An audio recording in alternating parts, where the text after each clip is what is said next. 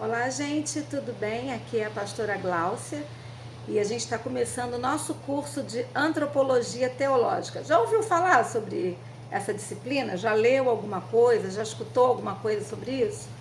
Então você vai ver que ela é muito interessante e muito relevante para o nosso cotidiano e para a nossa ação pastoral e missionária.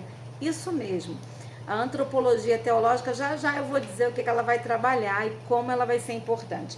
Antes disso, eu quero aqui brevemente me apresentar para quem ainda não me conhece. Pode ser que alguém esteja fazendo o nosso curso que ainda não tenha tido aula comigo. Meu nome é Gláucia, eu sou a pastora Gláucia, que estou aí nessa caminhada já tem algum tempo, né?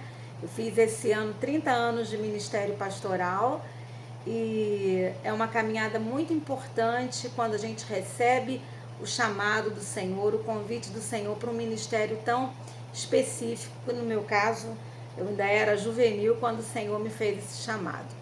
Então, depois que eu recebi o chamado do Senhor, eu fui fazer as etapas que aquele chamado me exigiria, né? Comecei a estudar. Então, já pastoreei algumas igrejas.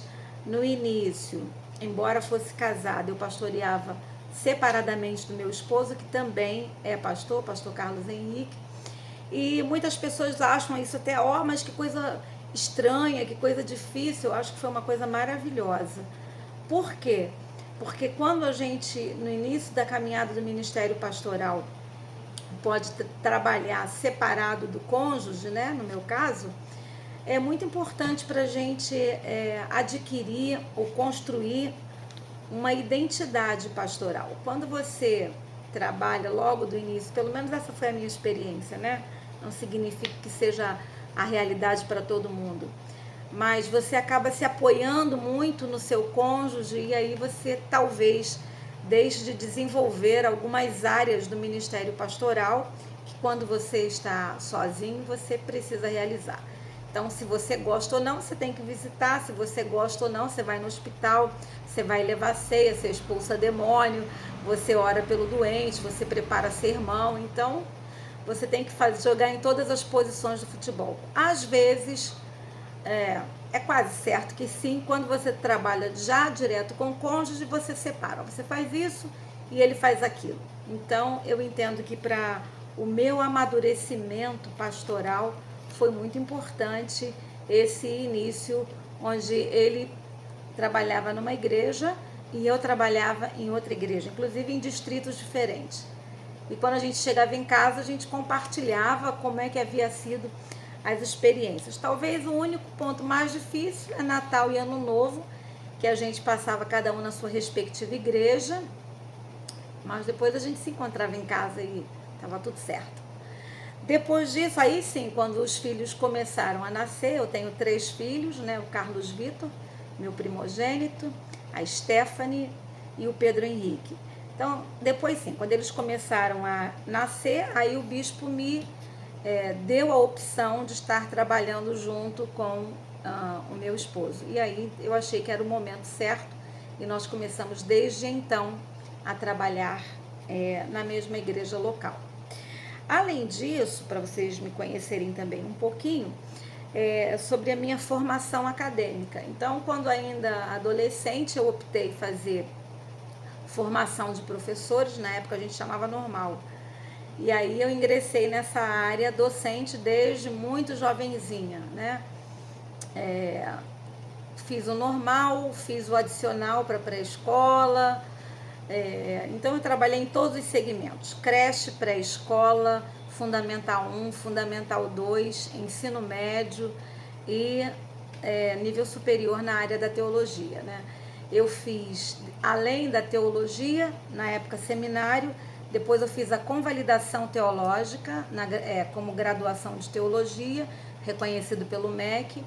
Depois eu fiz o mestrado em teologia na PUC, que foi uma trajetória maravilhosa, assim, muito difícil para gente entrar, né? Eu lembro que para a gente começar o desafio de fazer a prova, para ter bolsa integral na PUC, nós tínhamos um material, uma bibliografia para estudar, que somavam-se 1.000 páginas de conteúdo para fazer uma prova escrita, além de uma língua estrangeira. Era um desafio bem grande. Então, eu e mais 2 colegas, 2 pastores metodistas, nós começamos a estudar. A gente dividiu aquele material em 3 e a gente dava aula mutuamente, uns para os outros, né? Preparávamos tudo. E aí, eu estudei o material, assisti às aulas que os colegas aprontaram, me preparei para a prova, orei, clamei ao Senhor. E no dia da prova, eu fiz a prova e passei. Os meus 2 colegas, infelizmente, não conseguiram. Do grupo, só eu passei. E aí, mas assim, uma pontuação maior, você passava direto. Uma pontuação intermediária, né, boa ou intermediária, você teria que fazer uma prova oral também. E eu tive que ficar para fazer a prova oral. E a prova estrangeira, se você não passasse, você ainda teria mais algumas oportunidades ao longo do mestrado de fazer a prova e conseguir a pontuação. E aí eu fui fazer a prova oral. E quando eu fui fazer a prova oral, vocês imaginam, uma banca com 3 doutores de teologia, né, 3 ou 4 doutores de teologia, e eles tinham uma folhinha com as 19 bibliografias que eles haviam recomendado para a gente estudar para aquela prova. Só que existia, por exemplo, um tema, mas mais de um autor falando sobre aquele tema. Suponhamos justificação pela graça. E aí, 2 ou 3 autores sobre aquilo. Então, eles falavam o tema e falavam o autor. Então, você tinha que lembrar o que cada autor dizia sobre aquele tema, né? E sendo também uma instituição católica, é claro que existiam temas que a gente precisava prestar atenção, se estava na visão católica, da Igreja Católica Romana, ou na visão protestante. Então, não podia dar bandeira, né? E eu me lembro que quando o professor me fez uma pergunta, ele foi muito, assim, eles foram maravilhosos, né? Começaram primeiro perguntando meu nome, você é pastora metodista, como é que é isso? Aquele quebra-gelo, porque claro que estava todo mundo do lado de fora, suando frio e roendo as unhas, né? Para fazer a prova oral. E aí eles me fizeram pergunta de um tema que eu havia dado aula para os colegas, eu havia preparado, era um livro, né? Eu havia preparado, como tinha muito conteúdo no livro, eu fiz um PowerPoint para poder, um organograma, para poder explicar cada ponto daquele assunto. E quando eles me fizeram, era sobre abordagem exegética, se não me falha a memória. E quando eles me perguntaram, eu lembrei do tema imediatamente, eu lembrei do PowerPoint imediatamente, e eu falei, essa eu sei, fui eu que dei aula sobre isso. Mas quando eu, assim, na minha mente, abriu aquele organograma que eu tinha preparado, só que os retângulos do organograma estavam vazios. Gente, não tinha uma palavra quando eu olhava aquele organograma invisível diante de mim. E eu falei para mim mesmo, cérebro, a informação está aí dentro, me dá essa informação que eu preciso agora. E eu falei pro coordenador que estava dirigindo a banca, eu falei, será que eu posso beber um copinho d'água? Tinha uma jarra de água assim na mesa. Pode sim. Enquanto eu fui pegar aquele copo d'água, eu fiquei assim, cérebro, me dá essa informação. E eu bebi água, enquanto eu bebi água, uma professora falou uma palavra sobre essa abordagem. E daquela palavra, aquele meu organograma foi se abrindo na minha frente. Parece coisa de filme, né? E aí todas as informações vieram. Eu comecei a conversar sobre aquele tema e eles também interagindo comigo. Fizeram depois outras perguntas, mas essa primeira foi a que marcou, né, muito a minha lembrança da entrada na PUC. E aí sim, eu consegui a pontuação necessária, fui fazer o mestrado e foi uma coisa maravilhosa. Eu também, além do mestrado em teologia, então além da graduação, seminário, a convalidação e o mestrado na teologia, eu também tenho formação em educação artística, né? Licenciatura em artes. E eu também dei aula durante muitos anos de artes. Trabalhei no Bennett por quase 30 anos. Então, ali no Bennett, trabalhei no ICP também, antes de trabalhar no Bennett. No Bennett eu trabalhei em todos os segmentos, como eu contei para vocês aqui. Todos os segmentos da educação eu trabalhei. Creche, pré-escola, Fundamental 1, Fundamental 2 e ensino médio, né? Também trabalhei, dentre esses quase 30 anos, 29 e pouco, por mais ou menos 17 anos, se não me falha a memória, eu trabalhei na pastoral. Então, na pastoral eu trabalhei primeiro como capelã do colégio, depois houve uma reformulação do quadro de funcionários do Bennett, eu fiquei com a capelania da escola, do colégio e da faculdade, e depois eu fiquei como coordenadora, então, durante muitos anos da pastoral.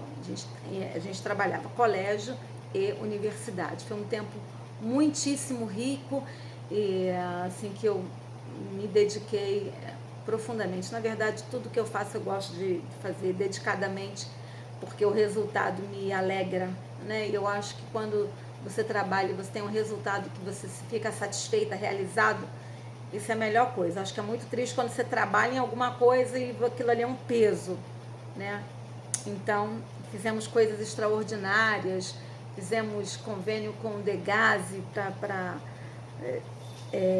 visitar os menores infratores, trouxemos o grupo de teatro, na época havia, né, no Degase, para estar aqui com os nossos alunos, mostrávamos nesse intercâmbio a realidade daquele que é infrator, até para despertar alguns alunos nossos que viviam numa condição financeira bem diferenciada, mas que estavam assim à beira desse caminho mais perigoso, né, das drogas, talvez com uma visão assim um pouco romantizada disso. Então era uma oportunidade também da gente aprofundar esse discurso, essa proclamação, tanto para os nossos alunos, quanto também para aqueles que estavam lá reclusos no centro, no Degase, né, precisando também de uma palavra de Deus de uma maneira amorosa, criativa e diferenciada para eles. Bem, fora isso, eu já adiantei um pouco aqui sobre a minha família. Eu tenho 3 filhos, um dos meus filhos já é casado, vocês devem conhecer, o Carlos Vitor, já está nomeado como pastor, graças a Deus, e o chamado. Minha filha Stephanie passou agora, ano passado, 11 meses lá na Inglaterra, num projeto missionário, foi também uma bênção. E o meu caçula, Pedro Henrique, que tem aí buscado, toca na igreja, no Ministério de Louvor, tem buscado também servir ao Senhor com os seus dons e os seus talentos. Além disso, então agora eu quero falar um pouquinho para vocês. Não, peraí, falei dos filhos, mas não falei do meu marido, né? Então, quanto ao meu marido, é o pastor Carlos Henrique, muitos o conhecem como pastor Henrique, ou pastor dançarino. Quem é da minha época de juvenil, né, que eu fui conselheira regional com ele por 10 anos, quem foi meu juvenil daquela época, especialmente do Sul Fluminense, o apelido era o pastor de borracha, porque ele dançava, né, ainda dança. Então, somos casados há 34 anos e começamos a fazer o seminário juntos, nos casamos e entramos no seminário. Então, estamos aí juntos nessa caminhada, fomos ordenados juntos, fomos presbíteros juntos e estamos aí comemorando nossos 30 anos de ministério pastoral na Igreja Metodista, servindo a Igreja Metodista. Eu vou fazer o seguinte, fui aconselhada a fazer os vídeos fragmentados, porque facilita para vocês assistirem. Então, esse primeiro momento foi só a minha apresentação pessoal, como professora, como pastora, como esposa e mãe. Eu vou interromper então esse vídeo e o próximo vídeo a gente vai estar trabalhando sobre o curso, o que esse curso vai trabalhar e o que eu espero de vocês desse curso, tá bom? Fiquem na paz, já já a gente volta.